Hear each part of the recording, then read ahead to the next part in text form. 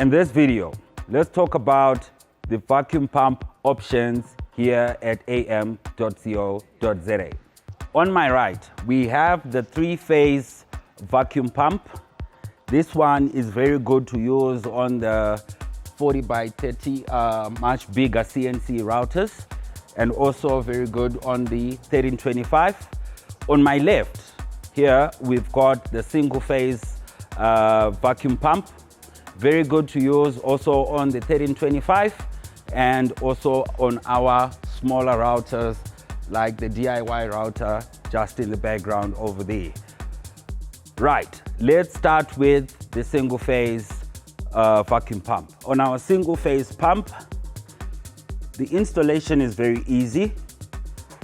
Please don't open up the power inlet connections over here. Keep it sealed, for it already comes with a cable attached, only snipped for you to extend with a power cable. You can use your normal general power cable. You can join it together with some electrical lugs. These you can get in your normal hardware store. And if you want, you can connect directly to the wall or into the control unit of the CNC router with an extended 3-core electrical cable. Before powering our vacuum pump, we need to open up the cover for the turbine of the motor. So it's held by 3 nuts. Using a circlip pliers, remove the circlip bracket and pull out the plastic turbine. Right, so before powering your pump, you actually need to make sure that it's able to rotate. So you can remove the plastic turbine using your wrench attached to the rotor and move it until it's able to rotate freely, either direction. Once you're happy that it's rotating freely, now you can put the cover back on. Very easy.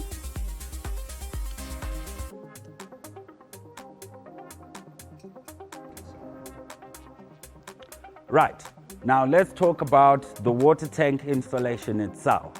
All these attachments are delivered and dispatched whilst inside the tank. So you actually need to put them together to assemble the unit like this.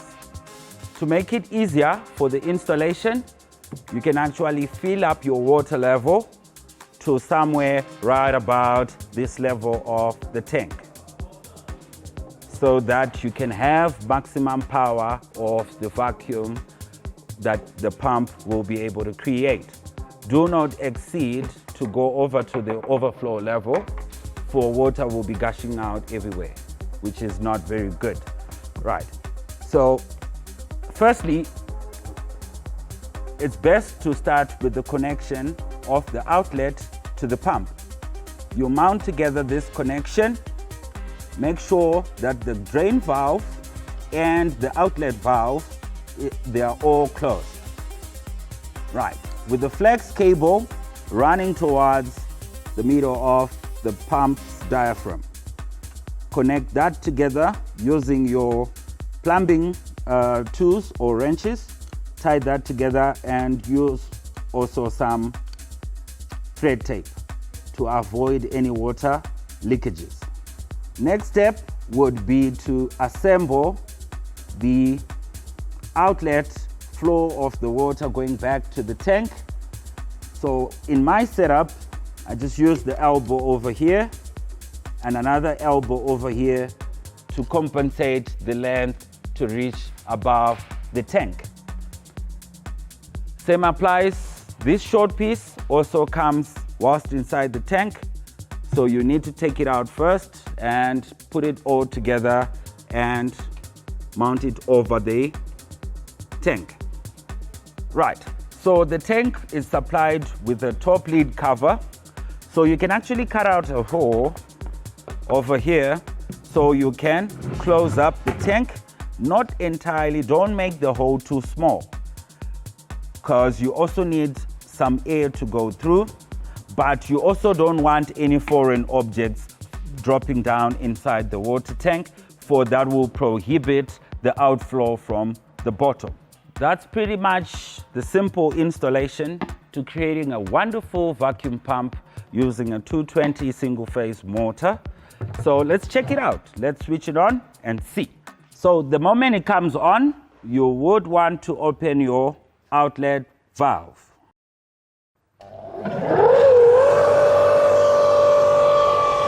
Right, so testing out our suction, I'm just going to use an ordinary plank and place it over the vacuum side.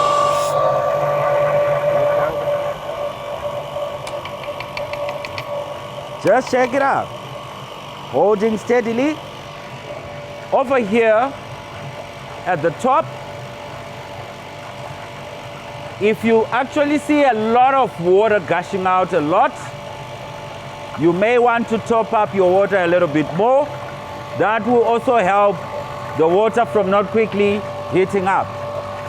So you can see over here, suction is working perfectly with very minimum water gushing out, showing that the suction is working beautifully.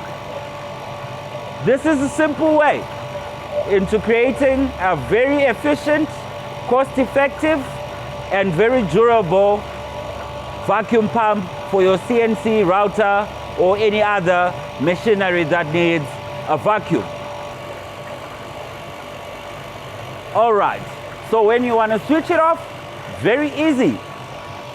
Just close your outlet water valve and switch off.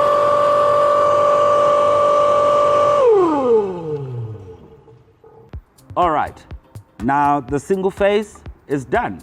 Let's move over to the three-phase one.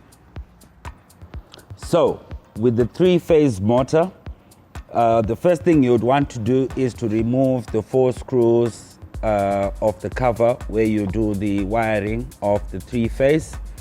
So once you open the top cover, loosen these 3 bolts from your three-phase cable. Connect your first live on U, your second live on V, and your third live on W, and your earth line to the earth bound inside the coupling. You can either connect this unit into your CNC router box. There is a position where you can put in the three-phase there, or you can mount it directly to the wall as well. And then you can use the switch from the wall, or you can use the switch inside your control box. Right, so the next step is to open the cover that protects the plastic turbine. Once you take this off, you may want to test if your motor is able to rotate. If it's able to move, then you're good to go. If not, you need to take this clip off and pull the plastic turbine out, and using a wrench, you can manually try to turn the rotor. Because normally, when it's in transportation, this can be a little bit stiff. So you may want it to rotate a few times so that at least you know when you power it on, it's able to spin and move freely. So on the cover, there is an arrow to show you where the direction this turbine must turn. It's very important. Should you connect your 3 lives and you find it spinning the opposite direction, you just need to swap out 2 wires. So the 2 wires that you will be swapping out is V and W. Once you swap out these 2 wires, you can switch on to test again and switch off after a few seconds, mostly 3, and you will be able to see if it's spinning the correct direction. Once you've checked your wiring and satisfied that it's correct, you can now replace the cover back on. Very simple, easy to do. Same way you took it off and you mount it back on.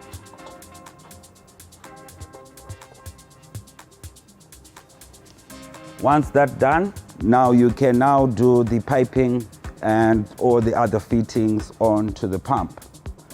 Beginning, you will need to connect your drain and outlet water pipe towards the pump on this fitting here. Make sure that the sealing washer is also inside this pipe so that you can prevent any water leakages. You also need some thread tapes to make sure that you can also assist the piping to seal and prevent any water leakages. Right, so all these pipe fittings, they come already inside the tank on dispatch, so you will need to open the tank and take out all of these fittings and assemble as seen now. Right, once you have filled up your water up to this level, now you are ready to switch it on and test it out.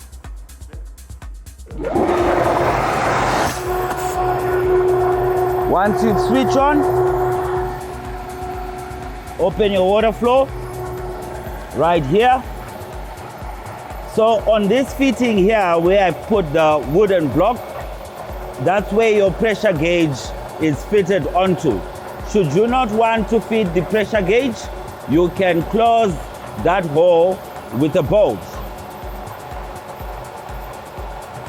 And you can see now there is vacuum suction on our compressor, and with a good compression, there is minimum water. If there is no compression, then there is a lot of water coming out. Very easy setup, economical, efficient, and very durable. All these tanks and fittings, they are locally supplied and very affordable to get. However, the vacuum pump, just drive to AM or order on our Buy This online platform or call our sales office and we'll be able to hook you up and you can actually have your vacuum set up just like this, very easy and good to go.